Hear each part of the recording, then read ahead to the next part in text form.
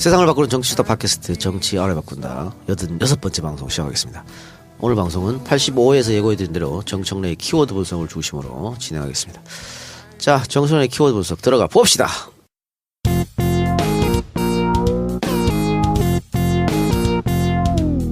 정청래 키워드 분석. 이번 주 키워드 인사와 대통령 지지율이었는데 뭐부터 하실까요? 인사. 네, 하세요. 네, 인사가 만사다. 예. 근데 잘못하면 인사가 망사다. 와이스 때 그렇게 됐죠. 네, 그렇게 됐죠. MB 때는 만사 형통. 모든 인사는 형으로 통한다. 이런 게 있었죠. 그리고 김대중 대통령 때는 이제 호남 출신이다 보니까 지역 안배 이런 걸 굉장히 좀 신경을 많이 썼습니다. 예. 당연히 그렇게 했어야 되죠. 노무현 대통령 때는 파격 인사가 화제였습니다. 그래서 예를 들면 뒷줄에 앉아있던 사람을 갑자기 앞쪽으로 끌어내려서 장관을 앉히고, 예를 들면 이제 김명곤 장관 이런 분들은 국정감사인 가면 뒷줄에 앉았어요. 맨 뒷줄. 예술의 전당 뭐 이런 거. 그래서 갑자기 앞으로 튀어나오는 거야. 그러니까 서로 있잖아. 이게 지위 고하가 막 바뀌어버리는 거예요. 그래서 그런 인사가 실제로 많았었습니다. 제가 그 인사에 대해서 역대 대통령 한번 분석해 봤거든요. 네. 근데 재밌더라고. 대통령이 젊으면 내각도 다 젊어져요. 네. 그러니까 역대 제일 젊은 내각이 박정희 전두환 정권이었어. 네. 40대 때 대통령이었잖아요. 네. 그 내각이 다 젊고, 그 방금 말씀한 것처럼 DJ 때는 호남 인사가 많았고, 그 바로 뒤에 노무현 대통령 때는 이제 영남 인사, 그 중에서도 부산 인사가 많았고, 네. 뭐 다 이렇게 되더라고. 그렇게 이제 그게 이제 비판의 지점이었어요. 네. 대통령의 어떤 나이나 출신이나 성향에 당연히 따라갈 수밖에 없는. 네. 네. 그러니까 생각해 보면 노무현 대통령 때는 강금실 법무부 장관이 굉장히 파격 인사고, 네, 그렇죠. 스포트라이트를 굉장히 많이 받았었죠. 네. 그리고 이제 평검사와의 대화 때 이제 강금실 법무장관이 앉아 있었고, 이제 문재인 대통령 지금 이제 취임 일주일 정도 지났는데요. 많은 인사가 있었습니다. 임종석 비서실장, 이낙연 국무총리, 그리고 서훈 국가정보원장, 그리고 전병헌 민정수석, 조현옥 인사수석, 그리고 윤영찬 국민소통수석, 이게 쭉 이제 인사했습니다. 그리고 주영훈 경호실장, 그리고 송인배 제1부속실장, 예. 이렇게 쭉 줄줄이 이제 인사가 있었습니다. 그리고 일자리 위원장은 이제 대통령이고, 부위원장은 이용섭 이렇게 돼 있었죠. 예. 그리고 오늘이죠, 어제죠, 양정철 전 비서관이 이선으로 후퇴했고, 이호철 전 민정수석도 여행을 떠났습니다. 예. 그리고 최재성 전 국회의원도 이선으로 물러나겠다. 예. 이런 일이 있었습니다. 그리고 조국 민정수석이 지금까지는 가장 뭐랄까 좀 특이한 인사고 좀 스포트라이트를 받는 인사 이렇게 되어 있습니다. 근데 지금까지는 대통령이 본인이 이제 임명할 수 있는 사람 임명한 거잖아요. 네네. 나머지 내각 같은 경우는 이제 총리 제청권을 받아서 총리 제청을 받아서 국회 인사청문회를 통과해야 되는 네. 뭐 그런 건데. 통과는 하지 않아도 됩니다. 그냥 인사청문 절차만 거치면 그렇습니다. 되는 거죠. 앞으로 대통령이 인사할 게 너무 많아요 지금. 그래서 그러면 이제 방금 총리 인사 제청권 얘기했잖아요. 네. 근데 총리도 인사청문을 받아야 되지 않습니까? 그렇습니다. 24, 25일 국회 동의가 있어야 됩니다. 예정이 돼 있다고 하는데. 총리만큼은 인사청문회를 거치고 국회에서 표결을 해야 됩니다. 그러면 총리가 이제 국회 통과한 뒤에 인사 제청권을 행사하는 겁니까? 아니면 그 전에 대통령과 협의할 수 있는 건가요? 헌법상은 31일 날 국회 표결이 이제 예정돼 있거든요. 그 이후에 해야 됩니다. 그래서 만약에 31일 날 통과가 안 된다, 좀 지연이 된다 그러면 유일호 경제부총리로 하여금 재청권을 행사하도록 하겠다, 이런 방침인 것 같습니다. 지금도 사실은 무리하면 약간의 모양새가 좀 이상할지 몰라도 지금 유기로 경제부총리가 국무총리 권한 대행이잖아요. 그래서 지금 할 수는 있다. 할 수는 있어요. 할 수 근데 있어요. 그렇게 안 하는 거죠. 네, 안 하는 거죠. 자, 그래서 이제 인사가 이제 있고 지금 연일 이제 뉴스를 달구고 있는데, 이번 인사의 특징이 이 작가 예. 뭐 같아요? 소통. 아니야? 소통. 그건 너무 평범한 분석이고. 모르겠어요. 이번 인사의 특징은 언론에서 많이 안 나옵니다. 문재인 대표를 지금까지 보좌했던 소위 말하는 친문 핵심들이 이선으로 후퇴한 것이 저는 가장 큰 특징인 것 같습니다. 별 마음에 안 드는데. 네, 뭐 마음에 들든 안 들든 그렇습니다. 그리고 왜 마음에 안 드세요? 전 대통령 만든 사람들이 대통령하고 같이 협의해서 국정을 쭉 끌어나가는 게 맞다고 봐요. 자, 그런데 이 기조는 대선 선거 운동 기간 내에도 유지가 됐었습니다. 그러니까 노무현 대통령 후보가 노무현 대통령이 자꾸 문재인 대통령 후보가 연설하잖아요. 옆자리는 다 문재인 대통령과 가깝지 않았던 비문 계열들이 다 섰어요. 그래서 전면으로 등장한 거죠. 그리고 친문 인사들은 뒤로 다 빠져줬습니다. 그리고 지금 인사도 그런 양상입니다. 그렇고요. 어제 첫 출근을 했던 청와대 대변인, 청와대 얼굴 굉장히 중요한 자리죠. 박수현 전 의원, 안희정의 복심입니다. 제가 깜짝 놀랐어요. 네, 지난번에 그 경선 때 상당히 상처될 말을 많이 하셨거든요. 많이 했죠. 네. 근데 그 양반을 쓰더라고. 대변인. 자, 그래서 깜짝 놀랐어요. 첫 번째 특징은 뭐냐면 소위 말한 친문 핵심들은 일단 뒤로 좀 떨어져 있고 그리고 대탕평의 원칙에 의해서 주로 문재인 대통령이 우호적이지 않았던 그런 인사들로 하는 것이 첫 번째 특징인 것 같고요. 그리고 이제 이거는 굳이 분석을 할 필요는 없는데 대체적으로 임종석 비서실장을 중심으로 50대가 중심이 됐다. 네, 이런 거고요. 우연의 일치인지는 몰라도 박원순 서울시장, 서울시 출신이 유독 청와대에 수석 자리에 많이 있습니다. 이런 거고요. 뭐 행정 경험을 높이 샀다 이런 얘기도 있죠. 네, 그렇습니다. 그리고 저는 가장 잘한 인사는 조국 교수와 이정도 총무비서관. 예. 이정도 총무비서관은 진짜 이건 파격적인 겁니다. 예. 아세요? 그분 누군지? 누군지 모릅니다. 모르죠. 그게 파격이고 그게 잘한 거죠. 그렇습니다. 그러니까 총무비서관 자리는 소위 말하는 문고리 3인방의 핵심 중에 핵심인 거고요. 금고직이. 그리고 금고직입니다. 그리고 대통령의 특수활동비가 있습니다. 일명 통치자금이라고 그러는데요. 노무현 대통령 때는 깎아가지고 나는 100억만 쓰겠다. 1년에. 1년에. 그건 영수증이 필요 없고 국정감사가 필요 없는 돈입니다. 그런데 이 돈은 총무비서관이 관리합니다. 그러니까 그럼 어디다 쓰죠, 그 돈은? 1년에 500억 정도 임기 동안 500억 정도 되는데 그것은 대통령에 따라서 더 많을 수도 있고 적을 수도 있고. 그래서 제가 알고 있기로는 정확한 건 아닌데 이것도 추론인데 김대중 대통령 때는 1년에 300억 정도 되지 않았나 이렇게 추론을 하고요. 근데 노무현 대통령 때는 100억이라고 알려져 있습니다. 뭐에다 쓰는 거예요? 이건 뭐냐면 어디 가면 있잖아요. 금일봉. 아. 그러니까 어디 시차를 간다거나 하면 이렇게 경력금 이런 거 있잖아요. 그래서 이제 그렇게 쓰시라고 이제 특수활동비가 있는데 그것도 다 총무비서관이 관리를 합니다. 언제 그런 용돈 좀 받아보나? 아, 근데 노 대통령은 그런 데만 쓰지 않고 공공의 이익을 위해서 나중에 그렇습니다. 썼었어요. 그러니까 예. 굳이 꼭 이 용도는 대통령 마음이에요. 그렇죠. 그래서 어느 단체에 기부할 수도 있고. 근데 이제 제가 알고 있기로는 노무현 대통령이 그것도 다 안 쓰고 반납을 많이 하셨다고 그럽니다.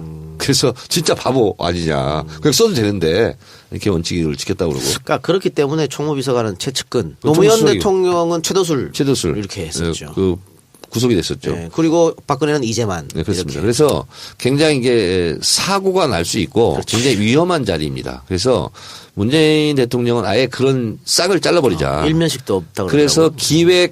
기획예산처 출신 예산 전문가 총무비서관을 앉힌 거예요. 저는 이것은 난 누가 추천했는지 알겠어. 오. 네, 엄청난 인사입니다. 이거 사실은. 전향균 씨가 추천한 네. 것 같다. 아. 그럴 수도 있죠. 이번에 또 그래서- 많이 포진했다는 얘기도 있더라고요. 예. 그래서 왜냐하면 죄송합니다. 네. 하세요. 아니, 말씀하세요. 그래서 박원순 시장 사람을 굉장히 많이 쓰는 것 같은데 저는 이렇게 생각해요. 그동안 이제 변호사만 하고 있었으니까 이 자기가 만나는 인재 풀이라는 게 되게 좁았잖아요. 근데 5년 동안에 대통령을 준비하면서 싱크탱크도 있고 많은 사람들을 만났잖아요. 여기서 자기하고 코드가 맞는 사람들을 계속 이렇게 그렇겠죠. 만나간 거죠. 이렇게. 근데 대통령이 되고 나서까지 그 측근들을 또다시 등용할 필요는 저는 없다고 봐요. 근데 이번에 나도 멋진 게 그 이정도 비서관하고 그 조국 교수 같은 조국 교수를 참 좋아하시더라고 옛날부터도. 조국 그러더니 교수가 문재인을 더 좋아하는 것 같아. 아니 근데 몇 번을 저는 조국 교수를 굉장히 좋아하는구나라는 그런 느낌을 받은 적이 있었던 게 제가 홍보위원장 할 때인데 한 번은 저를 보자 그래서 이렇게 갔더니 조국 교수가 그러는데 뭐 이런 얘기 이건 이렇게 하면 어떻겠냐 이렇게 얘기를 하시는 거예요. 근데 잘 안 그러시는 분이에요. 그래서 아 조국 교수 얘기를 굉장히 귀담아 들으시는구나라는 그때 로고 만들고 뭐 이런 거 할 때였었던 것 같아요. 근데 그런 걸 봤는데 조국 교수가 신선하고 참 좋은 것 같아요. 저는 그래서 아마도 그동안에 측근으로 있던 사람들이 같이 들어가서 그들하고 같이 어울린다는 것이 상당히 좀 어렵지 자, 않은가. 어쨌든 소위 말해서 말이 탕평책이고 대탕평이지 그걸 실천하기는 굉장히 어렵습니다. 아, 그래요? 근데 문재인 대통령은 이번에 그 대탕평이 탕평책 이것이 굉장히 돋보인다. 그리고 역대 대통령 중에서 이렇게까지 실제로 실천을 한 경우는 드물었다. 그래서 대탕평 이것이 이번 인사의 가장 큰 모험적인 사례다 이렇게 보고 있고요. 그리고 이제 일각의 언론에서는 서시오다 뭐 이런 얘기도 있어요. 서울 시민단체 50대 뭐 이런 얘기도 하는데 서울시? 그거는 이제 기계적인 이제 분류라고 보고. 저 사람은 어떻게 보세요? 총리. 총리 잘한 거죠.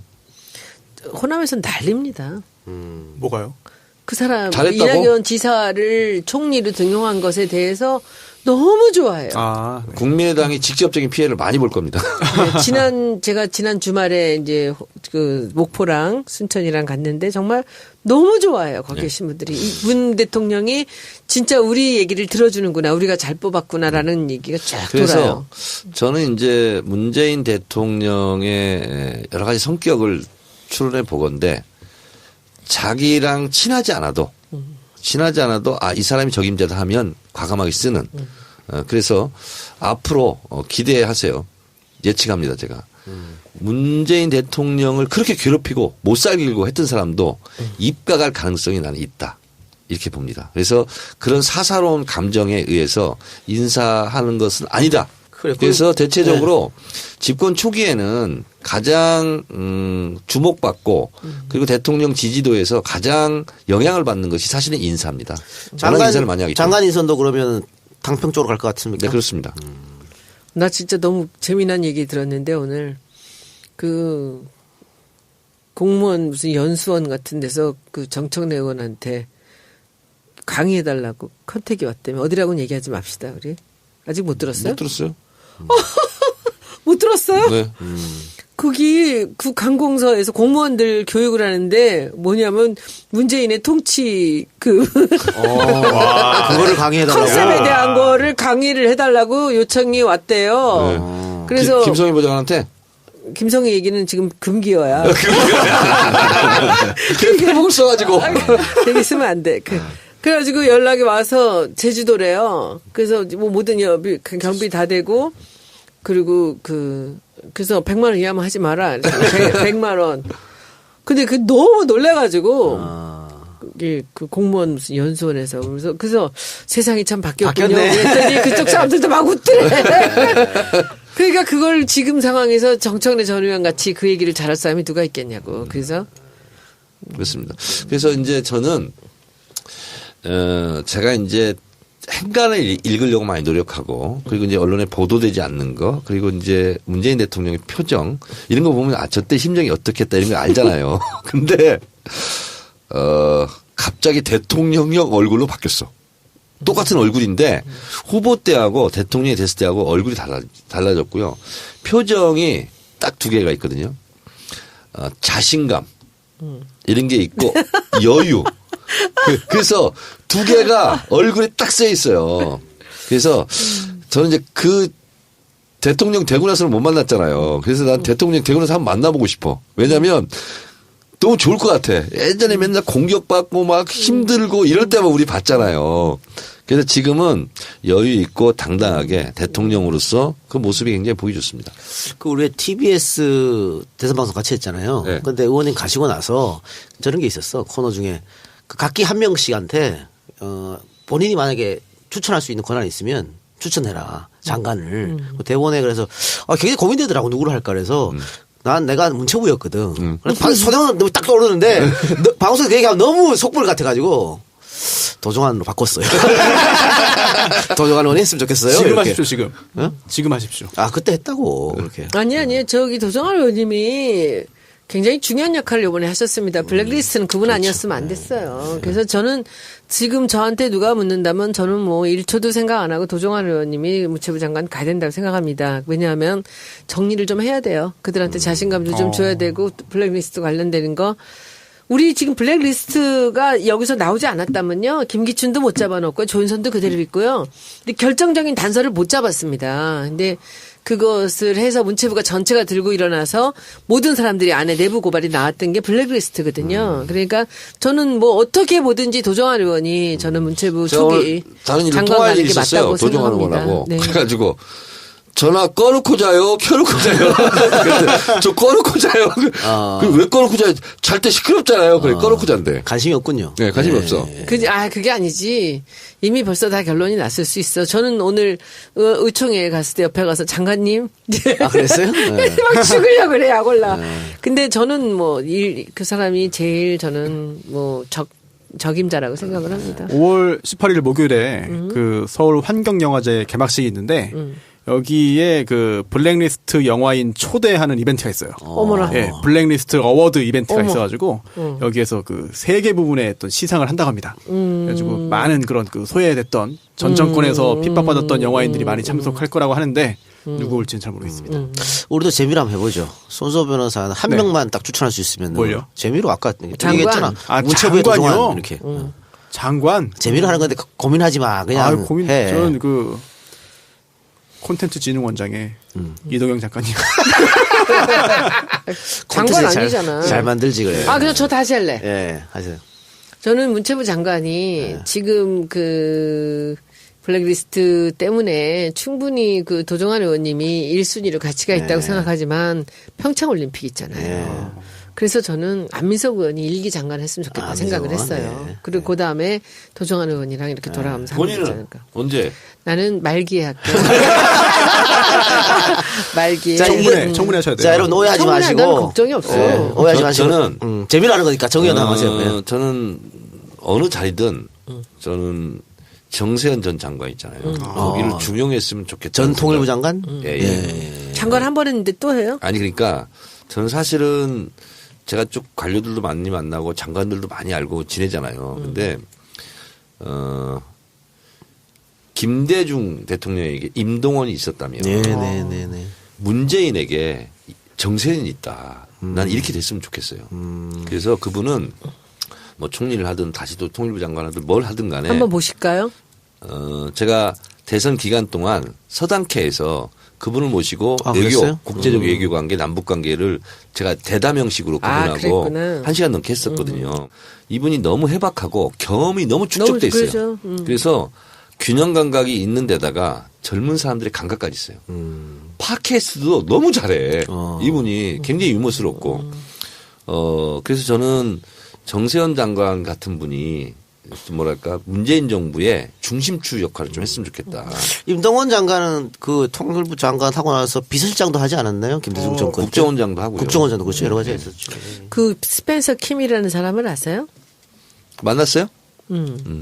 그 사람 혹시 모르세요? 그 굉장히 성공한 그 이제 미국에 계시는 사업가인데 그 아들이 그 눈이 와가지고 이렇게 그 이제 차가 움직이지 못해갖고 그 가족을 구하려고 나왔다가 결국은 동사했고 그거 몰라요? 그래서 그분이 헬리콥터 띄워가지고 그 장소를 알아가지고 기지국을 다 만들어서 근데 그분이 이제 아들을 잃었죠. 근데 그리고 인생이 바뀌었다는데 그분이 이제 사람을 수소문을 해서 저를 만나자고 연락이 왔어요. 그래서 제가 만났더니 두 가지를 저한테 부탁을 하시더라고요. 그 정세현 장관하고 한번 대담으로 제가 주진영하고 했던 그 경제 알바 같은 거를 그런 거 한번 해달라. 해봐달라는 거. 우리나라에 바뀐다. 그렇지 그렇게 하고 그걸 첫 번째 조건이고 둘째는 주진영 형 공선생 좀 만나게 해달라고. 우리 나갔던 그 모든 그 페북 라이브를 2번, 3번씩 다 들으셨대요. 그래서 한번 같이 만난 적이 있었는데 그럼 저도 한번 관심을 갖고 좀 보겠습니다. 네네네. 알겠습니다. 자, 그러면 여기서. 아까 그 부분에 하나만 더 오랜만에 왔으니까 제가 하나 또 팁을 하세요. 드릴게요. 예. 아까 문재인 대통령이 많이 얼굴에 자신감이 생겼다 그러셨잖아요. 네. 근데 저는 지금 그 대목에서 이제 생각이 나는 게 김정숙 여사가 한번 그런 얘기를 한 적이 있어요. 사람들은 우리 남편한테 꼭 재인 씨라고 불러요. 재인 씨가 가만히 말을 안 하고 있으니까 뭘 모른다고 생각하는데 사람 다 안 돼요. 사람 다 누가 어떤 사람인지를 다 판단하고 있는데 그걸 내색을 안 한대요.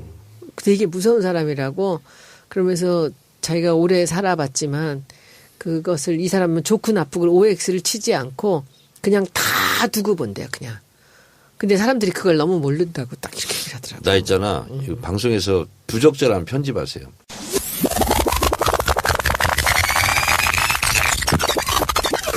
편집하세요. 네, 편집하고요. 알겠습니다. 그럼 여기서 원래 챙기지. 네, 광고 듣고 와서 아무 소용없어. 다음 키워드로 편집했다고. 자, 다음 키워드로 넘어가겠습니다. 안녕하세요. 이 작가님의 영원한 팬 세무사 이근홍입니다. 그동안 이 작가님 전국 방방곡곡 돌아다니며 수고 많이 하신 걸로 압니다. 이 작가님의 노고에 감사하다는 말씀 전하고 싶습니다. 세무신고는 전국 어디든 다 가능하니 궁금한 점 있으시면 전화 부탁드립니다. 010-9308-3011입니다. 팟캐스트 할인은 당연히 기본이고요. 다음과 네이버에도 이근홍 그린세무를 검색하면 찾아보실 수 있습니다. 이상 이근홍 세무사였습니다. 감사합니다. 에어컨 청소는 자주 하는 것이 아니라서 한번 청소할 때 꼼꼼히 제대로 해야 합니다. 많은 업체에서 원가 절감 때문에 PB원을 사용합니다. PB원은 독해서 때는 잘 지워지지만 알루미늄이 부식됩니다. 그래서 에어컨 바람과 함께 쇳가루를 먹어야 하는 불행한 일이 발생합니다. 건강한 에어컨 사용을 위해 청소하는데 쇳가루를 먹어야 한다면 청소의 의미가 사라집니다.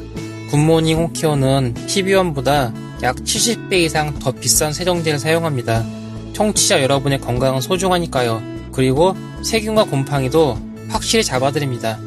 010-9985-5106 010-9985-5106 감사합니다. 이근홍 그린 세무회계 사무소 광고였는데요. 전국 어디에서든 전국구로 전국 단위로 세무신고 가능합니다. 세금, 세무 관련해서 궁금하신 점이 있으면 언제든 연락 주시면 되고요. 특히 이거 참 좋네요. 팟캐스트 정치알바 청취자분들을 위한 특별 할인도 가능합니다. 네이버 다음에서 이근홍 그린 세무사를 검색해 주세요. 전화번호 010-9308-3011 010-9308-3011번입니다. 제 친구예요. 예. 싸게 해줘. 예. 네. 또 광고 하나 더 있었죠. 네, 굿모닝 홈케어. 네. 요즘에 준비할 게 하나 또 있습니다. 바로 에어컨 청소인데요. 금방 초여름 더위 옵니다. 에어컨 특히나 세균 번식이 빠르기 때문에 청소를 꼭 해야 되는데요. 단순히 쉽게 직접 해가지고는 세균까지 없애기는 참 어렵습니다. 그래서 분해한 후에 세균까지 확실하게 잡아주는 청소를 해야 되는데 그게 바로 굿모닝 홈케어에서 가능합니다. 특히 지금 녹음하고 있는 안가 에어컨도 굿모닝 홈케어에서 아주 깨끗하게 청소해 주셨고요. 결국은 아주 새 제품처럼 아주 상큼한 상태가 됐습니다. 안전한 에어컨 사용을 위한 친구 굿모닝 홈케어 광고 전화번호 010-9985-5106 9985-5106번입니다. 예. 많이 이용해 주시기 바라고. 자, 정정의 키워드부터 두 번째 대통령 지지율입니다. 네, 대통령 지지율. 네. 총선 이런 선거 때 보면 인지도가 깡패다 이런 얘기 있죠. 예. 대통령 국정 수행 5년 동안 대통령의 지지율 청와대에서는 일희일비하지 않는다. 하지만 무척 신경 씁니다. 그렇겠죠. 네. 그래서 지금 같은 여소야대 국면에서는 그걸 돌파할 수 있는 유일한 키는 사실은 대통령 지지율이다. 그래서 대통령 지지율은 관리한다고 되는 건 아니에요. 그래서 국민들의 눈높이에 맞춰서 국민들이 원하는 것, 대통령이 계속 그렇게 하는 것, 그것이 적폐청산이고 그것이 통합이고 그렇습니다. 그래서 대통령 지지율은 대통령은 이건 일일이 다 신경을 쓸 수 없겠지만 결국은 참모들의 모든 촉각 안테나는 대통령 지지율에 사실 맞닿아 있다 이렇게 봐도 되는데요. 대통령 지지율 때문에 고통받고 있는 사람이 하나 있습니다. 예. 미국의 트럼프.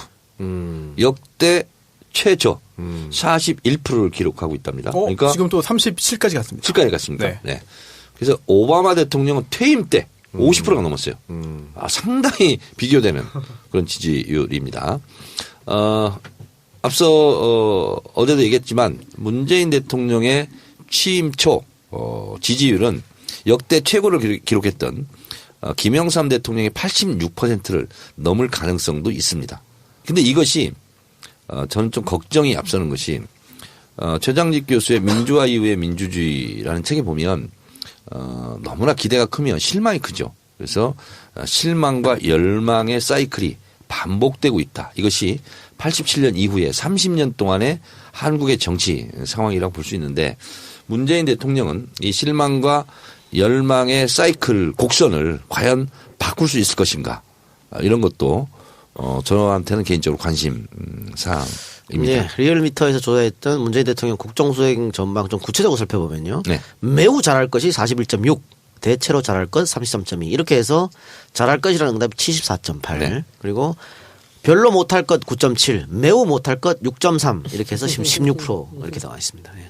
그래서 지금 대체로 따져보면 박근혜 대통령 탄핵에 반대했던 20에서 25% 여기는 여전히 홍준표 자유한국당을 찍었던 그런 표로 남아있는 거고요.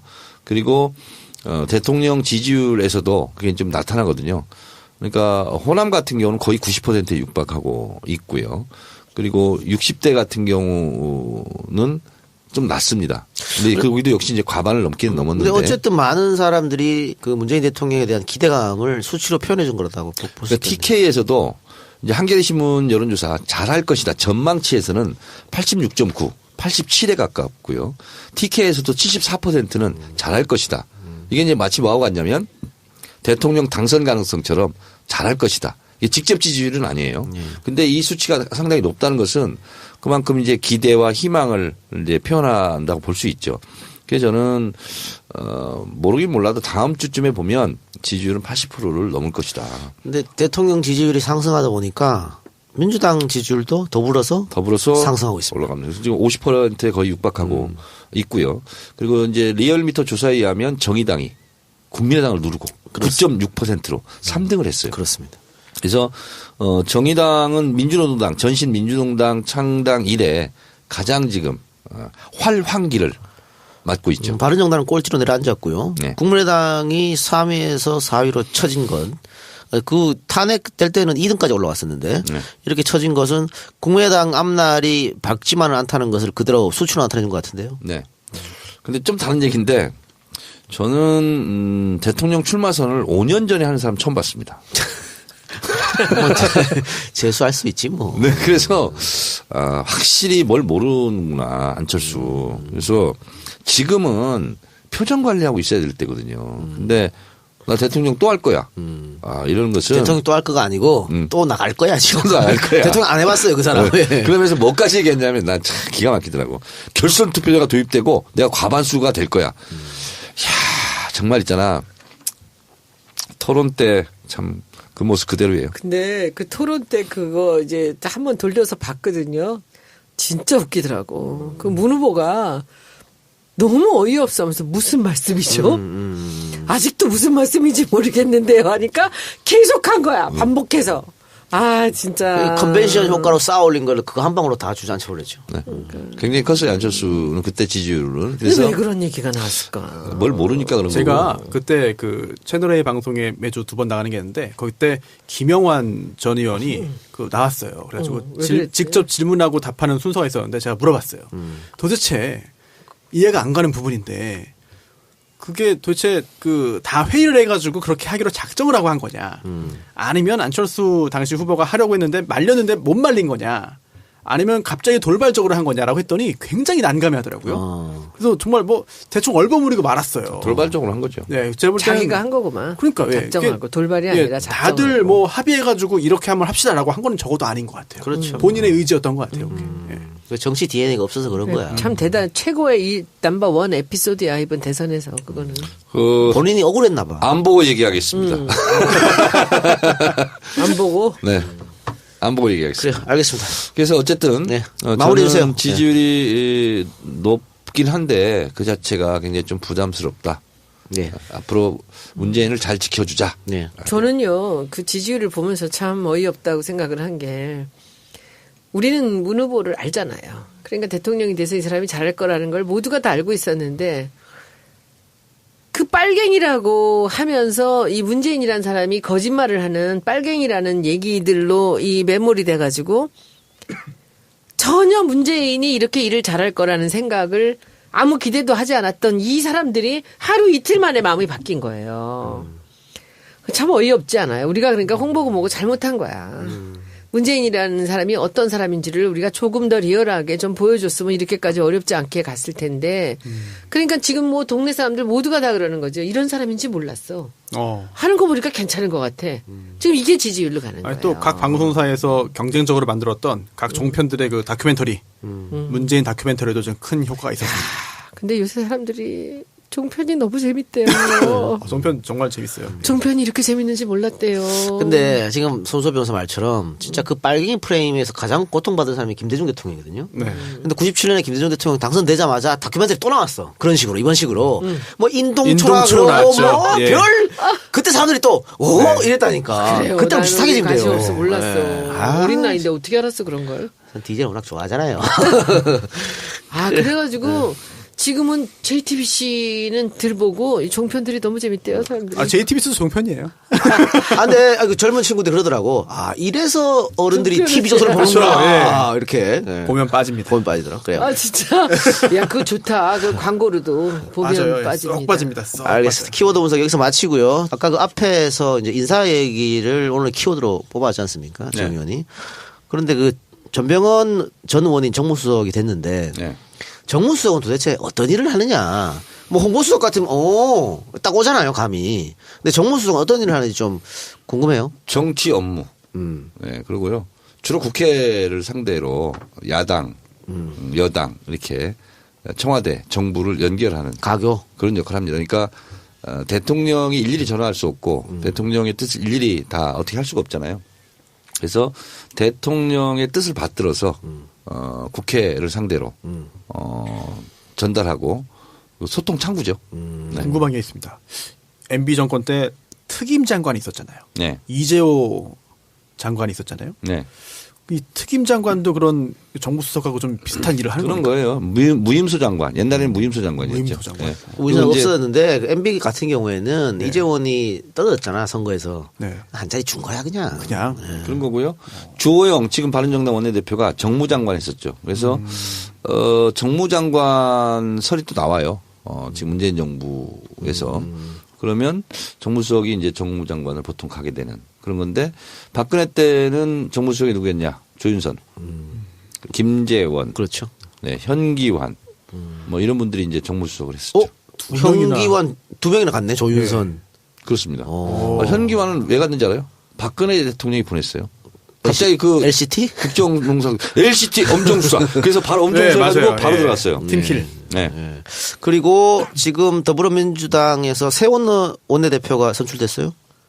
네. 이거- 우원식. 임기가 끝나서 한 건가요? 네. 그러니까 끝났습니다. 이거 끝났습니다. 1년밖에 안 되더라고요. 예, 1년씩입니다. 근데 1년씩 해가지고 이어지나 돌아가면서 해서 그런가? 원래 1년이에요. 네. 근데 저 오늘 그 굉장히 깜짝 놀랐어요. 뭐요? 저는 우원식 의원이 안 될 줄 알았어요. 홍영표 의원이 표 차이 얼마 안 났던 것 같은데. 일곱 많이 표. 낮진 않았는데요. 7표 정도. 7표 했는데 이제 이런 거예요. 뭐냐면 홍영표 의원이 원래 이제 친문 직계 예, 예. 이렇게 되는 거고 우원식 의원 같은 경우는 김근태계 예. 뭐 이렇게 알려져 있죠. 그래서 사실은 뭐 제가 이건 이렇게 저렇게 그냥 다 밝힐 수는 없지만 저한테까지 전화가 왔어요. 누구누구를 찍어달라고 도와달라고. 그래서 손혜원 의원을 좀 얘기해달라고 뭐 이런 것도 있고. 옛날에 한번 했잖아 지난번에. 근데 이런 거예요. 문재인 대통령이 뽑혔으니까 그러면 문재인 대통령과 가까운 사람으로 뽑아야 되는 거 아니냐.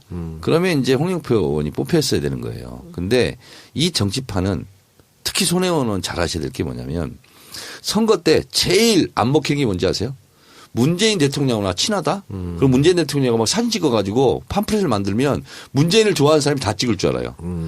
문재인을 좋아하는 것과 문재인이랑 친한 사람을 지지하는 것과는 다른 문제예요, 이게. 그래서 그게 안 먹혀요. 난 너무 오늘 놀랬어 사실은. 오늘도 원내대표 선거가 그런 너무 겁니다. 놀라서 저는 압도적으로 홍영표 의원이 될 거라고 생각한 게 제가 이제 주로 친문이나 뭐 이런 사람들한테 다 물어봤는데 다 홍영표 의원이라는 그렇습니다. 거예요. 그래서 근데 이제 이쪽에 또 다른 쪽은 이 우원식 의원 쪽 하는 사람들이 또 있었고 근데 저는 그래서 압도적으로 될 줄 알고서는 진짜 저는 몰랐어요. 근데 진짜 어떻게 이렇게 되겠어. 나는 이 국회의원들도 그렇고 모든 이 투표에서는 참 냉정한 그 결과들이 그렇습니다. 항상 그러니까 보이는 것 같아. 미국 선거를 보세요. 무서워. 오바마가 힐러리를 얼마나 밀었어요. 근데 오바마는 50%가 넘어. 근데 오바마가 민다고 힐러리를 안 찍어요. 오바마 지지율대로 하면 오바마 좋아하는 사람이 다 힐러리를 찍어야 되잖아요.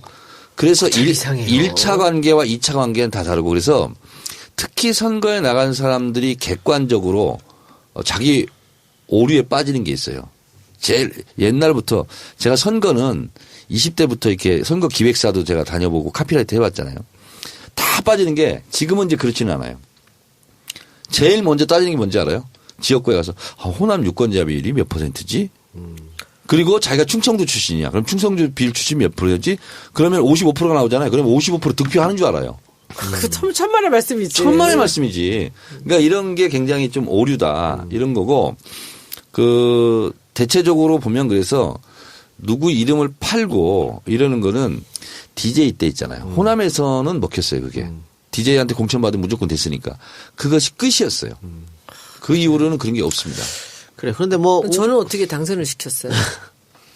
뭐 본인의 역량 아니겠어요? 아우, 손혜원의 역량. 오, 야. 웬일이야? 이 시대 참 겸손이네. 그래. 근데 뭐 우원식 의원이 평론계라고 해도 또 한때는 또 그 언론에 의해서 친문으로 또 분류되기로 했으니까. 근데 저는 하나 개파색이, 이번에 예. 굉장히 중요한 일은 그 임기 시작된 다음 날 인천공항 가셨잖아요. 인천공항 가서 그 11,000명을 비정규직을 정규직으로 해놨잖아요. 그날. 그게 우원식 의원이 굉장히 오랫동안 공들였던 프로젝트예요. 을지로위원회. 예. 그래서 그때 저는 오늘도 그 얘기를 자기가 기조연설에서 얘기를 하더라고요. 그러니까는 그 문 대통령이 그 자리를 첫날 가준 것에 대해서 자기가 너무 고맙다. 그리고 그걸 굉장히 강조를 했는데 근데 이상한 거는 제가 아는 친문들은 다 저쪽이었는데 누가 찍었냐고 여기를 도대체가. 난 너무 희한했어요 오늘. 제일 어려운 선거가 원내대표 선거입니다. 그렇지요? 네. 국회의원들만 유권자잖아. 아 무서워요. 선수 중에 선수네요. 완전 진짜 어려워요.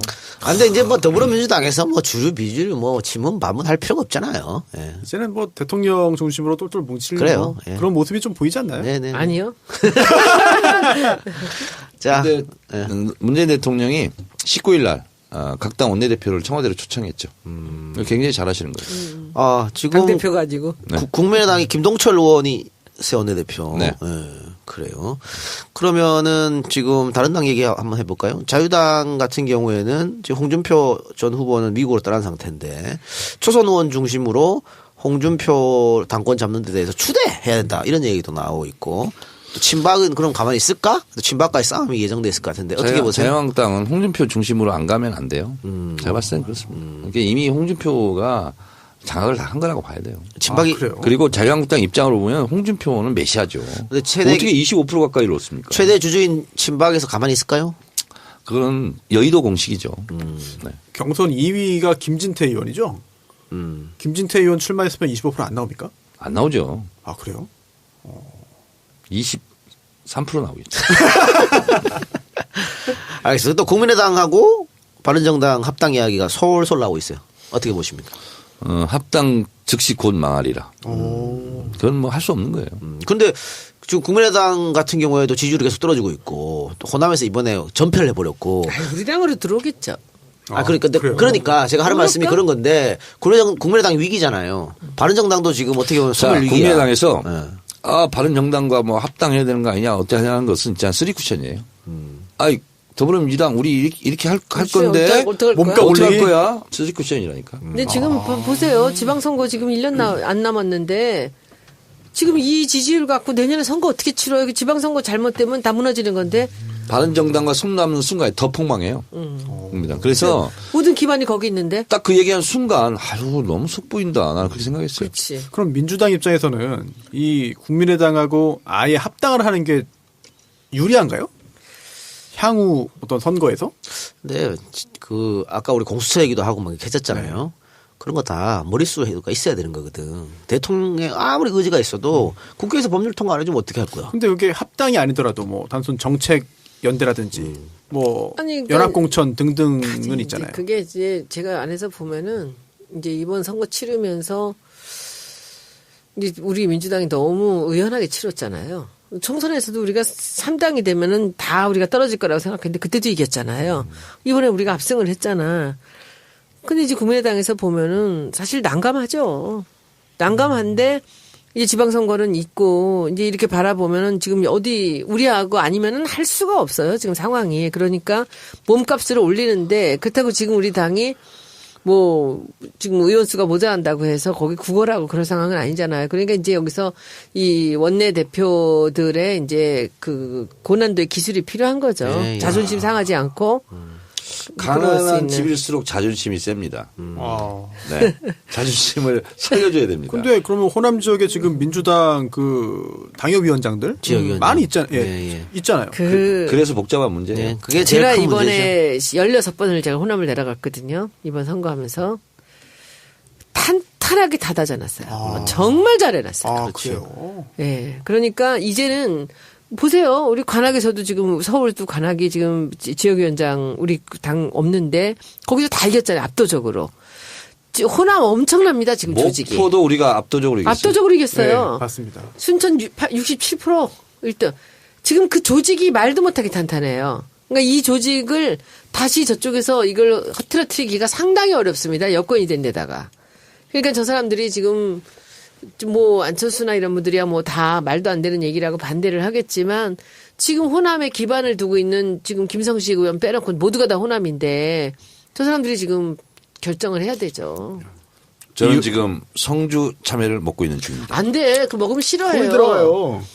아, 성주 참외는 저 아닙니다. 예. 맨날 나라고 해야 저희 되죠. 안가로 사드 반대투쟁위원회에서 보내주셨습니다. 감사히.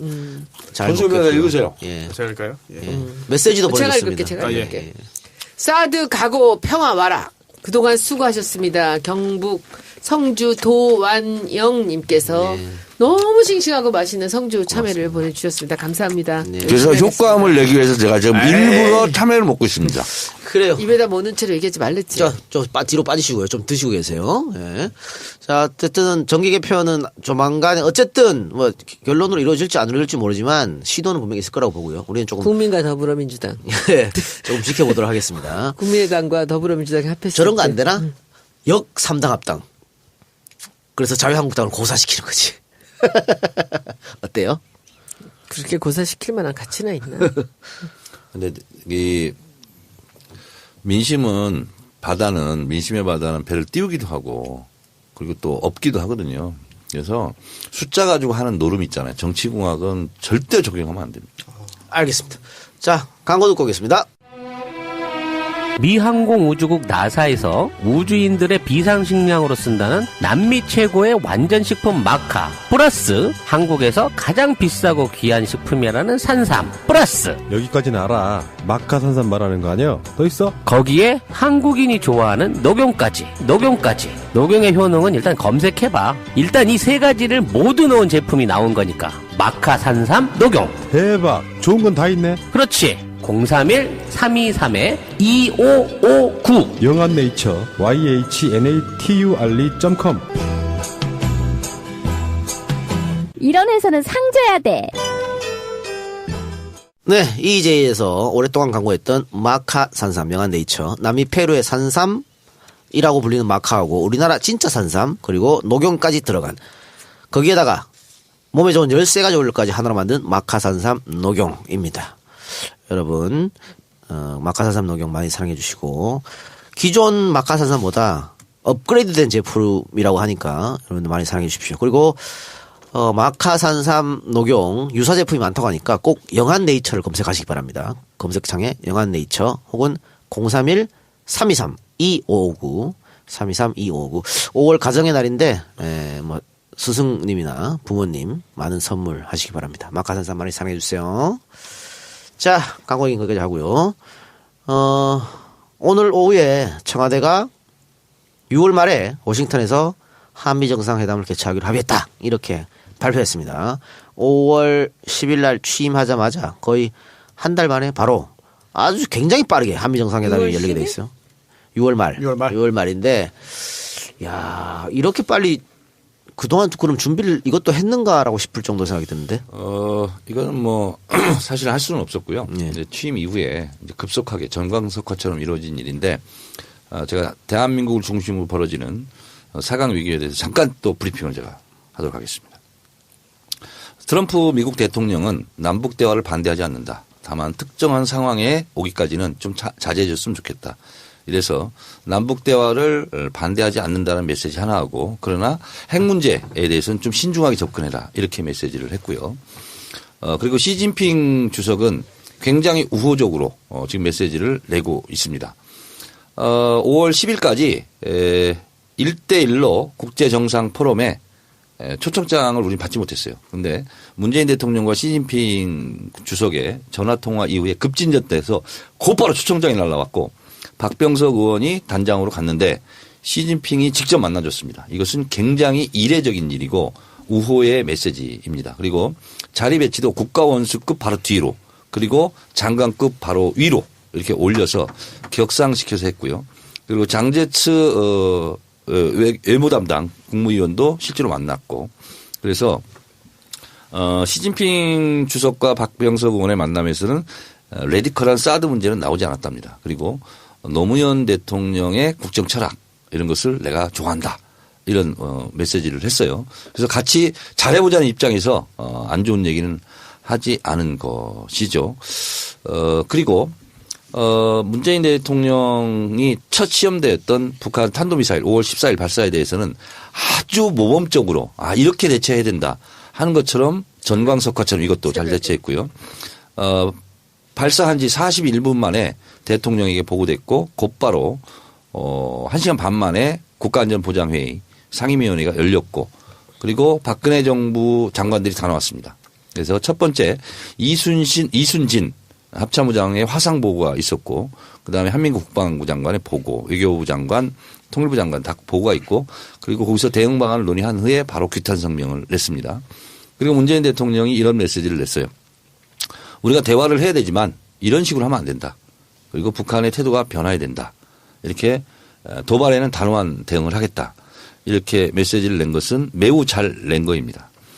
그런데 이제 이번에 북한의 탄도미사일 이것이 굉장히 중요한 사건이었어요. 뭐냐면 10,000km 이상 미사일을 쏠 수 있는 것을 장거리 미사일, 대륙간 탄도미사일 ICBM이라고 그러고 그다음에 3,4,000m를 이제 단거리 미사일 그리고 중거리 미사일인데 이번엔 중거리 미사일이었는데 고도 2,000m를 돌파했습니다. 그러니까 멀리 가려면 높이 쏴야 되잖아요. 그래서 800km 가까이 날아갔습니다. 그래서 이것은 미국의 알래스카에 닿을 수 있는 지점이라고 해서 미국으로서는 굉장히 위협적인 거고요. 예, 지금 이 발사한 IRBM 중거리 탄도미사일 이것이 성능이 좀 강화되면 대륙간 탄도미사일이 성공하게 되는 겁니다. 그럼 일본 본토를 직접 타격할 수 있는 굉장히 위협적인 상황이 되고 있기 때문에 미국에서 굉장히 민감하게 반응할 수 있는 것을 우리가 잘 대처를 했다. 문재인 대통령 첫 이 안보 대응을 잘했다 이런 거고요. 그리고 이제 북한은 그럼 왜 이 시기에 이걸 쐈을까? 제 생각으로는 중국이 가장 큰 경사스러운 행사 개막식 날 쐈거든요. 그래서 중국에 보내는 압박 메시지다. 미국하고 한국하고 손잡고 우리를 압박하지 말라 하는 재압박 메시지였다. 우리도 한 방 있다. 그럼 한 방씩 쏘면서 돈이 엄청 들 텐데 그렇게. 그렇습니다. 그리고 압박으로 문재인 그렇게 돈을 정부가 써? 어떻게 반응할까 하는 떠보기도 있고요. 그러게 진짜. 네. 그래서 그러나 지금 제 감으로는 국제공조가 잘 이루어지지 않을까 그런 생각을 하고 있고 특히 한미 정상회담이 잘 잡혔기 때문에 그리고 또 중국하고도 굉장히 우호적인 관계로 된다면 이게 사실 외교는요 이 퍼즐 맞추기인데 굉장히 어렵습니다.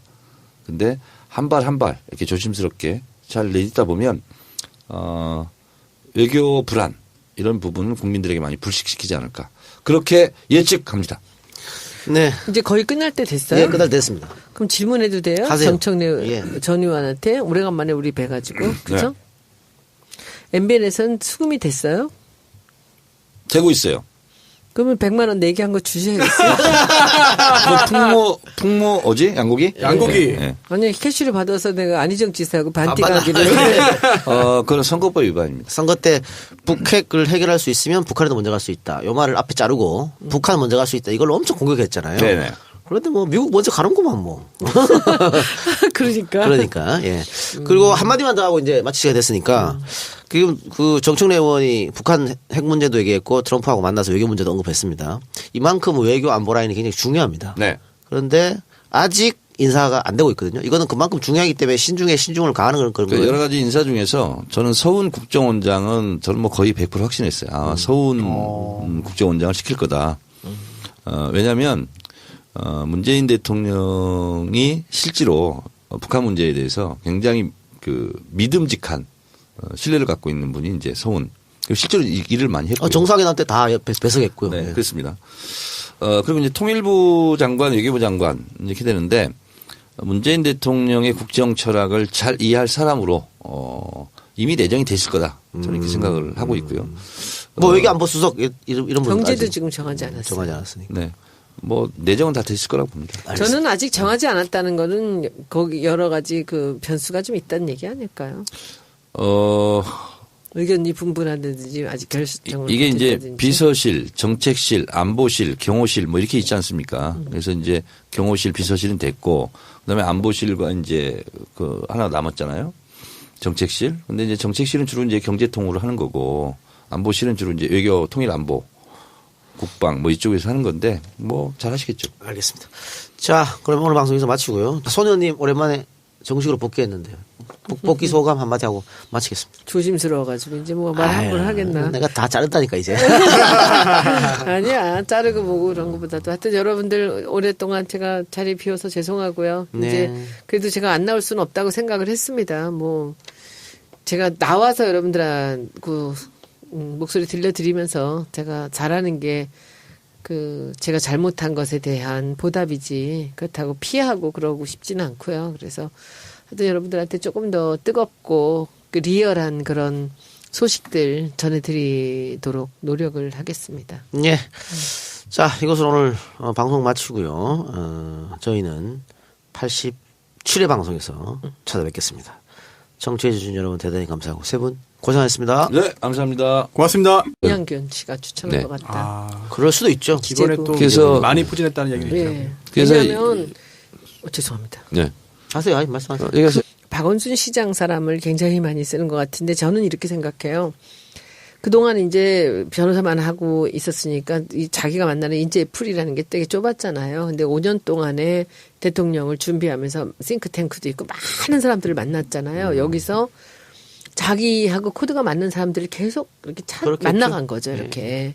근데 대통령이 되고 나서까지 그 측근들을 또다시 등용할 필요는 저는 없다고 봐요. 근데 이번에 나도 멋진 게 그 이정도 비서관하고 그 조국 교수 같은 조국 교수를 참 좋아하시더라고 옛날부터도. 조국 교수가 문재인을 더 좋아하는 것 같아. 아니 근데 몇 번을 저는 조국 교수를 굉장히 좋아하는구나라는 그런 느낌을 받은 적이 있었던 게 제가 홍보위원장 할 때인데 한 번은 저를 보자 그래서 이렇게 갔더니 조국 교수가 그러는데 뭐 이런 얘기, 이건 이렇게 하면 어떻겠냐 이렇게 얘기를 하시는 거예요. 근데 잘 안 그러시는 분이에요. 그래서 아 조국 교수 얘기를 굉장히 귀담아 들으시는구나라는 그때 로고 만들고 뭐 이런 거 할 때였었던 것 같아요. 근데 그런 걸 봤는데 조국 교수가 신선하고 참 좋은 것 같아요. 저는 그래서 아마도 그동안에 측근으로 있던 사람들이 같이 들어가서 그들하고 같이 어울린다는 것이 상당히 좀 어렵지 않은가. 어쨌든 소위 말해서 말이 탕평책이고 대탕평이지 그걸 실천하기는 굉장히 어렵습니다. 아, 그래요? 근데 문재인 대통령은 이번에 그 대탕평이 탕평책 이것이 굉장히 돋보인다. 그리고 역대 대통령 중에서 이렇게까지 실제로 실천을 한 경우는 드물었다. 그래서 대탕평 이것이 이번 인사의 가장 큰 모험적인 사례다 이렇게 보고 있고요. 그리고 이제 일각의 언론에서는 서시오다 뭐 이런 얘기도 있어요. 서울 시민단체 50대 뭐 이런 얘기도 하는데 그것은 이제 기계적인 이제 분류라고 보고. 저 사람은 어떻게 보세요? 총리 잘한 거죠. 호남에서는 난립니다. 뭐가요? 그 사람 잘했다고? 이낙연 지사를 총리로 등용한 것에 대해서 너무 좋아해요. 네. 국민의당이 직접적인 피해를 많이 볼 겁니다. 네, 제가 지난 주말에 이제 그 목포랑 순천이랑 갔는데 정말 너무 좋아해요. 거기 계신 분들이. 문 대통령이 진짜 우리 얘기를 들어주는구나. 우리가 잘 뽑았구나라는 얘기가 쫙 그래서 돌아요.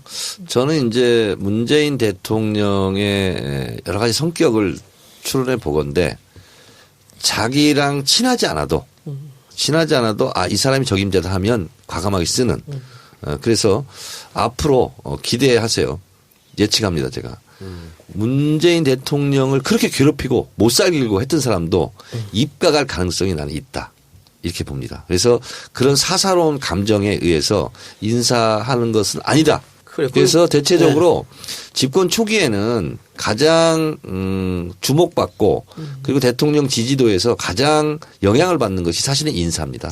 저는 인사를 많이 하겠죠. 장관 인선도 그러면 당평 쪽으로 갈 것 같습니까? 네, 그렇습니다. 나 진짜 너무 재미난 얘기 들었는데 오늘 그 공무원 무슨 연수원 같은 데서 그 정청래 의원한테 강의해달라고 컨택이 왔다며. 어디라고는 얘기하지 맙시다 우리. 아직 못 들었어요? 못 들었어요? 못 들었어요? 네. 거기 그 관공서에서 공무원들 교육을 하는데 뭐냐면 문재인의 통치 그거를 강의해달라고. 컨셉에 대한 거를 강의를 해달라고 요청이 왔대요. 그래서 김성희 부장한테 김성희 얘기는 지금 금기어야. 페북을 써가지고. 여기 쓰면 안 돼. 그래가지고 연락이 와서 제주도래요. 그래서 뭐 모든 경비 다 되고 그리고 그래서 100만 원 이하만 하지 마라. 100만 원. 근데 너무 놀래가지고. 세상을 바꾸는 정치수다 팟캐스트 정치 알아야 바꾼다 86번째 방송 시작하겠습니다. 오늘 방송은 85회에서 예고해드린 대로 정청래의 키워드 분석을 중심으로 진행하겠습니다. 자, 정청래의 키워드 분석 들어가 봅시다.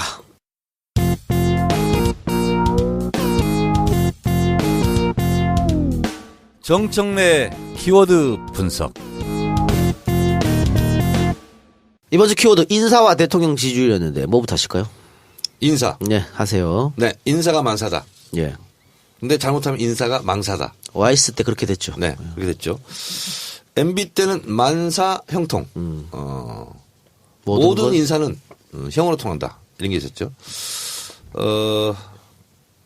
그리고 김대중 대통령 때는 이제 호남 출신이다 보니까 지역 안배 이런 걸 굉장히 좀 신경을 많이 썼습니다. 예. 당연히 그렇게 했어야 되죠. 그리고 노무현 대통령 때는 파격 인사가 화제였습니다. 그래서 예를 들면 뒷줄에 앉아있던 사람을 갑자기 앞쪽으로 끌어내서 장관을 앉히고 예를 들면 이제 김명곤 장관 이런 분들은 국정감사인가 하면 뒷줄에 앉았어요. 맨 뒷줄. 예술의 전당 뭐 이런 거. 그래서 갑자기 앞으로 튀어나오는 거야. 그러니까 서로 있잖아. 이게 지위 고하가 막 바뀌어버리는 거예요. 그래서 그런 인사가 실제로 많았습니다. 제가 그 인사에 대해서 역대 대통령 한번 분석해 봤거든요. 네. 근데 재밌더라고. 대통령이 젊으면 내각도 다 젊어져요. 네. 그러니까 역대 제일 젊은 내각이 박정희 전두환 정권이었어. 네. 40대 때 대통령이었잖아요. 네. 그 내각이 다 젊고, 그 방금 말씀한 것처럼 DJ 때는 호남 인사가 많았고, 그 바로 뒤에 노무현 대통령 때는 이제 영남 인사, 그 중에서도 부산 인사가 많았고, 네. 뭐 다 이렇게 되더라고. 그렇게 이제 그게 이제 비판의 지점이었어요. 예. 대통령의 어떤 나이나 출신이나 성향에 당연히 따라갈 수밖에 없는. 네. 예. 그러니까 생각해 보면 노무현 대통령 때는 강금실 법무부 장관이 굉장히 파격 인사고, 네, 그렇죠. 스포트라이트를 굉장히 많이 받았었죠. 그리고 이제 평검사와의 대화 때 이제 강금실 법무장관이 앉아 있었고, 이제 문재인 대통령 지금 이제 취임 일주일 정도 지났는데요. 많은 인사가 있었습니다. 임종석 비서실장, 이낙연 국무총리, 그리고 서훈 국가정보원장, 그리고 전병헌 민정수석, 조현옥 인사수석, 그리고 윤영찬 국민소통수석 이게 쭉 이제 인사했습니다. 그리고 주영훈 경호실장. 그리고 송인배 제1부속실장 이렇게 쭉 줄줄이 이제 인사가 있었습니다. 그리고 일자리 위원장은 이제 대통령이고 부위원장은 이용섭 이렇게 돼 있었죠. 예. 그리고 오늘이죠. 어제죠. 양정철 전 비서관이 이선으로 후퇴했고 이호철 전 민정수석도 여행을 떠났습니다. 예. 그리고 최재성 전 국회의원도 이선으로 물러나겠다. 예. 이런 일이 있었습니다. 그리고 조국 민정수석이 지금까지는 가장 뭐랄까 좀 특이한 인사고 좀 스포트라이트를 받는 인사 이렇게 되어 있습니다. 근데 지금까지는 대통령이 본인이 이제 임명할 수 있는 사람 임명한 거잖아요. 네네. 나머지 내각 같은 경우는 이제 총리 제청권을 받아서 총리 제청을 받아서 국회 인사청문회를 통과해야 되는 네. 뭐 그런 건데. 통과는 하지 않아도 됩니다. 그냥 인사청문 절차만 거치면 그렇습니다. 되는 거죠. 이제 앞으로 대통령이 인사할 게 너무 많아요 지금. 그래서 그러면 이제 방금 총리 인사 제청권 얘기했잖아요. 네. 근데 총리도 인사청문을 받아야 되지 않습니까? 그렇습니다. 24, 25일 국회 동의가 있어야 됩니다. 예, 예정이 돼 있다고 하는데. 총리만큼은 인사청문회를 거치고 국회에서 표결을 해야 됩니다. 그러면 총리가 이제 국회 통과한 뒤에 인사제청권을 행사하는 겁니까? 아니면 그 전에 대통령과 협의할 수 있는 건가요? 헌법상은 31일 날 국회 표결이 이제 예정돼 있거든요. 그 이후에 해야 됩니다. 그래서 만약에 31일 날 통과가 안 된다, 좀 지연이 된다 그러면 유일호 경제부총리로 하여금 제청권을 행사하도록 하겠다 이런 방침인 것 같습니다. 그러니까 지금도 사실은 무리하면 약간의 모양새가 좀 이상할지 몰라도 지금 6.15 김대중 대통령에게 임동원이 있었다면 네네네네. 문재인에게 정세현이 있다. 난 이렇게 됐으면 좋겠어요. 그래서 그분은 뭐 총리를 하든 다시 또 통일부 장관을 하든 뭘 하든 간에 한번 보실까요? 제가 대선 기간 동안 서당회에서 그분을 모시고 그랬어요? 국제적 외교 관계, 남북 관계를 제가 대담 형식으로 그분하고 그랬구나. 1시간 넘게 했었거든요. 이분이 너무 해박하고 경험이 너무 축적돼 있어요. 그렇죠. 그래서 균형 감각이 있는 데다가 젊은 사람들의 감각까지 있어요. 팟캐스트도 너무 잘해. 이분이 굉장히 유머스럽고. 그래서 저는 정세현 장관 같은 분이 뭐랄까 문재인 정부의 중심축 역할을 좀 했으면 좋겠다. 임동원 장관은 그 통일부 장관 하고 나서 비서실장도 하지 않았나요? 김대중 정권. 국정원장도 하고요. 국정원장도 그렇죠. 여러 가지 했었죠. 그 스펜서 킴이라는 사람을 아세요? 만났어요? 그 사람 혹시 모르세요? 그 굉장히 성공한 그 이제 미국에 계시는 사업가인데 그 아들이 그 눈이 와가지고 이렇게 그 이제 차가 움직이지 못해갖고 그 가족을 구하려고 나왔다가 결국은 동사했고 그거 몰라요? 그래서 그분이 헬리콥터 띄워가지고 그 장소를 알아가지고 기지국을 다 만들어서 근데 그분이 이제 아들을 잃었죠. 근데 그리고 인생이 바뀌었다는데 그분이 이제 사람을 수소문을 해서 저를 만나자고 연락이 왔어요. 그래서 제가 만났더니 두 가지를 저한테 부탁을 하시더라고요.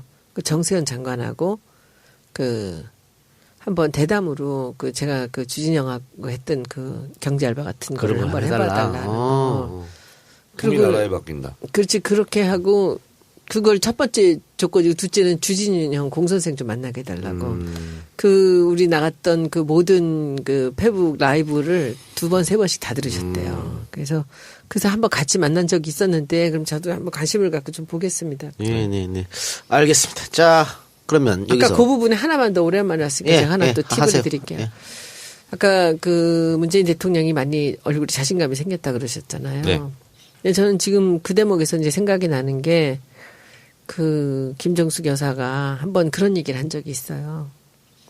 사람들은 우리 남편한테 꼭 재인 씨라고 불러요. 재인 씨가 가만히 말을 안 하고 있으니까 뭘 모른다고 생각하는데 사람 다 안 돼요. 사람 다 누가 어떤 사람인지를 다 판단하고 있는데 그걸 내색을 안 한대요. 되게 무서운 사람이라고 그러면서 자기가 오래 살아봤지만 그것을 이 사람은 좋고 나쁘고 OX를 치지 않고 그냥 다 두고 본대요. 그냥. 근데 사람들이 그걸 너무 모른다고 딱 이렇게 얘기를 하더라고요. 나 있잖아. 이 방송에서 부적절한 편집하세요.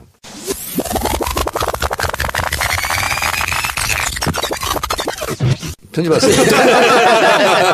네 편집하고요. 네. 알겠습니다. 그럼 여기서 원래 챙기지. 네, 광고 듣고 와서 아무 소용 없어. 다음 키워드로 편집했다고. 자 다음 키워드로 넘어가겠습니다. 네.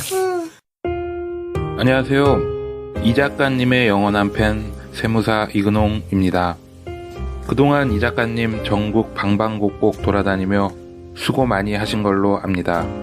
이 작가님의 노고에 감사하다는 말씀 전하고 싶습니다. 세무신고는 전국 어디든 다 가능하니 궁금한 점 있으시면 전화 부탁드립니다. 010-9308-3011입니다.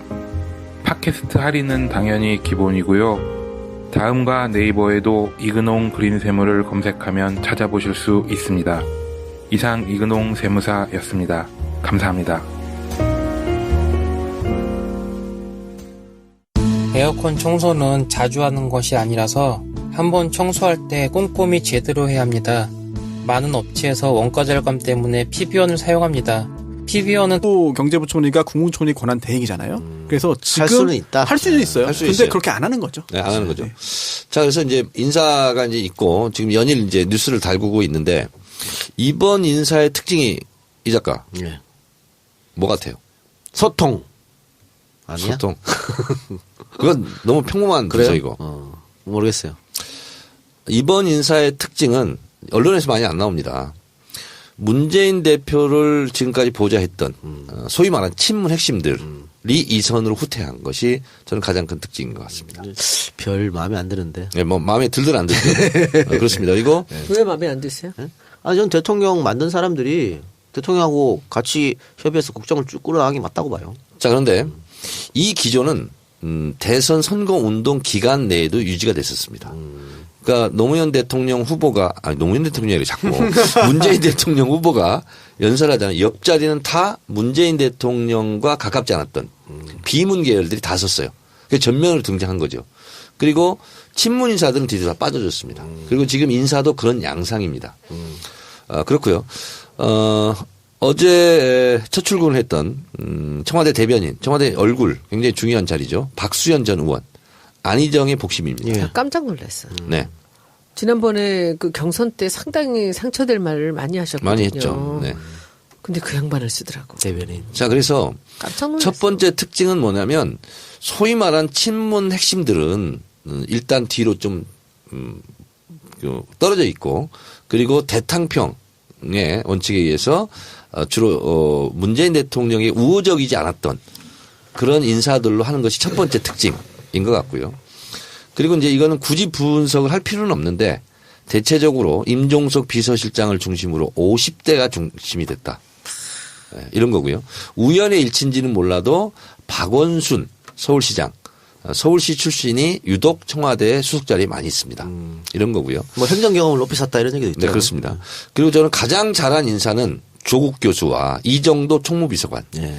이정도 총무비서관은 진짜 이건 파격적인 겁니다. 예. 아세요? 그분 누군지? 누군지 모릅니다. 모르죠. 그게 파격이고 그게 잘한 거죠. 그렇습니다. 그러니까 총무비서관 자리는 소위 말하는 문고리 3인방의 핵심 중에 핵심인 거고요. 금고지기. 그리고 금고지기입니다. 그리고 대통령의 특수활동비가 있습니다. 일명 통치자금이라고 그러는데요. 노무현 대통령 때는 깎아가지고 나는 100억만 쓰겠다. 1년에. 1년에. 그건 영수증이 필요 없고 국정감사가 필요 없는 돈입니다. 그런데 이 돈은 총무비서관이 관리합니다. 그러니까 어디다 쓰죠, 그 돈은? 1년에 500억 정도 되는, 임기 동안 500억 정도 되는데 그것은 대통령에 따라서 더 많을 수도 있고 적을 수도 있고. 그래서 제가 알고 있기로는 정확한 건 아닌데 이것도 추론인데 김대중 대통령 때는 1년에 300억 정도 되지 않았나 이렇게 추론을 하고요. 근데 노무현 대통령 때는 100억이라고 알려져 있습니다. 뭐에다 쓰는 거예요? 이건 뭐냐면 어디 가면 있잖아요. 금일봉.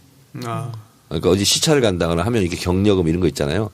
그래서 이제 그렇게 쓰시라고 이제 특수활동비가 있는데 그것도 다 총무비서관이 관리를 합니다. 언제 그런 용돈 좀 받아보나? 근데 노 대통령은 그런 데만 쓰지 않고 공공의 이익을 위해서 나중에 그렇습니다. 썼었어요. 그러니까 굳이 꼭 이 용도는 대통령 마음이에요. 그렇죠. 그래서 어느 단체에 기부할 수도 있고. 근데 이제 제가 알고 있기로는 노무현 대통령이 그것도 안 쓰고 반납을 많이 하셨다고 그럽니다. 그래서 진짜 바보 아니냐. 그냥 써도 되는데 이렇게 원칙을 지켰다고 그러고. 그러니까 그렇기 때문에 총무비서관은 최측근, 노무현 대통령은 최도술 이렇게 했었죠. 그 구속이 됐었죠. 네. 그리고 박근혜는 이재만. 네, 그렇습니다. 그래서 굉장히 이게 사고가 날 수 있고 그렇죠. 굉장히 위험한 자리입니다. 그래서 문재인 대통령은 아예 그런 싹을 잘라버리자. 일면식도 없다고 그래서 기획예산처 출신 예산 전문가 총무비서관을 앉힌 거예요. 저는 이것은 난 누가 추천했는지 알겠어. 오. 네. 엄청난 인사입니다. 이거 사실은. 이게 그 공무원 무슨 연수원에서 그래서 세상이 참 바뀌었군요. 바뀌었네. 그랬더니 그쪽 사람들도 막 웃더래. 그러니까 그걸 지금 상황에서 정청래 전 의원 같이 그 얘기를 잘할 사람이 누가 있겠냐고. 그래서 그렇습니다. 그래서 이제 저는 제가 이제 행간을 읽으려고 많이 노력하고 그리고 이제 언론에 보도되지 않는 거 그리고 이제 문재인 대통령의 표정 이런 거 보면 저 때 심정이 어떻겠다 이런 거 알잖아요. 근데 갑자기 대통령형 얼굴로 바뀌었어. 똑같은 얼굴인데 후보 때하고 대통령이 됐을 때하고 얼굴이 달라졌고요. 표정이 딱 두 개가 있거든요. 자신감 이런 게 있고 여유. 그래서 두 개가 얼굴에 딱 써 있어요. 그래서 저는 이제 그 대통령 되고 나서는 못 만났잖아요. 그래서 난 대통령 되고 나서 한번 만나보고 싶어. 왜냐하면 너무 좋을 것 같아. 예전에 맨날 공격받고 막 힘들고 이럴 때만 우리 봤잖아요. 그래서 지금은 여유 있고 당당하게 대통령으로서 그 모습이 굉장히 보기 좋습니다. 그 우리 TBS 대선 방송 같이 했잖아요. 네. 근데 의원님 가시고 나서 저런 게 있었어. 코너 중에 그 각기 한 명씩한테 본인이 만약에 추천할 수 있는 권한이 있으면 추천해라 장관을. 대본에 그래서 굉장히 고민되더라고 누구를 할까 그래서. 내가 문체부였거든. 서대원 너무 딱 떠오르는데 방송에서 그 얘기하면 너무 속물 같아가지고 도종환으로 바꿨어요. 도종환 의원이 했으면 좋겠어요. 지금 이렇게. 하십시오 지금. 지금 하십시오. 그때 했다고 그렇게. 아니 저기 도정환 의원님이 굉장히 중요한 역할을 이번에 하셨습니다. 블랙리스트는 그분 아니었으면 안 됐어요. 그래서 저는 지금 저한테 누가 묻는다면 저는 뭐 1초도 생각 안 하고 도정환 의원님이 문체부 장관 가야 된다고 생각합니다. 왜냐하면 정리를 좀 해야 돼요. 그들한테 자신감도 좀 줘야 되고 블랙리스트 관련되는 거. 우리 지금 블랙리스트가 여기서 나오지 않았다면요. 김기춘도 못 잡아놓고 조인선도 그대로 있고요. 근데 결정적인 단서를 못 잡았습니다. 근데 그것을 해서 문체부가 전체가 들고 일어나서 모든 사람들이 안에 내부 고발이 나왔던 게 블랙리스트거든요. 그러니까 저는 뭐 어떻게 보든지 도정환 의원이 저는 문체부 초기 다른 일을 장관 통화할 가는 일이 게 있었어요. 맞다고 도정환 생각합니다. 의원하고. 네. 그래가지고 전화 꺼놓고 자요? 켜놓고 자요? 저 꺼놓고 자요? 왜 꺼놓고 자요? 잘 때 시끄럽잖아요. 그래, 꺼놓고 잔대. 관심이 없군요. 네, 관심이 없어. 그게 아니지. 이미 벌써 다 결론이 났을 수 있어. 저는 오늘 의총회에 갔을 때 옆에 가서 장관님. 그랬어요? 네. 막 죽으려고 그래, 약올라. 근데 저는 그 사람이 제일 저는 적임자라고 생각을 합니다. 5월 18일 목요일에 그 서울 환경영화제 개막식이 있는데 여기에 그 블랙리스트 영화인 초대하는 이벤트가 있어요. 어머나. 예, 블랙리스트 어워드 이벤트가 어머. 있어가지고 여기에서 그 세 개 부분의 어떤 시상을 한다고 합니다. 그래가지고 많은 그런 그 소외됐던 전 정권에서 핍박받았던 영화인들이 많이 참석할 거라고 하는데 누구 올지는 잘 모르겠습니다. 우리도 재미로 한번 해보죠. 손소 변호사 한 네. 명만 딱 추천할 수 있으면 뭘요? 재미로 아까 장관. 얘기했잖아. 장관이요? 문체부의 도종환 이렇게 장관. 재미로 하는 건데 고민하지 마. 그냥 해. 저는 그 콘텐츠 진흥원장의 이동영 작가님. 장관 콘텐츠 아니잖아. 잘 만들지 그래. 그래서 저 다시 할래. 예, 하세요. 저는 문체부 장관이 지금 그 블랙리스트 때문에 충분히 그 도정환 의원님이 1순위로 가치가 있다고 생각하지만 평창올림픽 있잖아요.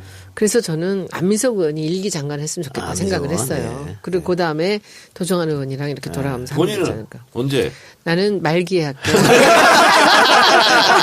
말기에. 자, 청문회 하셔야 돼요. 자, 여러분 오해하지 청문회 마시고. 나는 걱정이 없어. 예, 오해하지 마시고. 저는 재미로 하는 거니까 정의연 나가세요. 저는 어느 자리든 저는 정세현 전 장관 있잖아요. 거기를 중용했으면 좋겠다. 전 통일부 장관? 예. 장관 한 번 했는데 또 해요? 아니 그러니까 저는 사실은 제가 쭉 관료들도 많이 만나고 장관들도 많이 알고 지내잖아요. 근데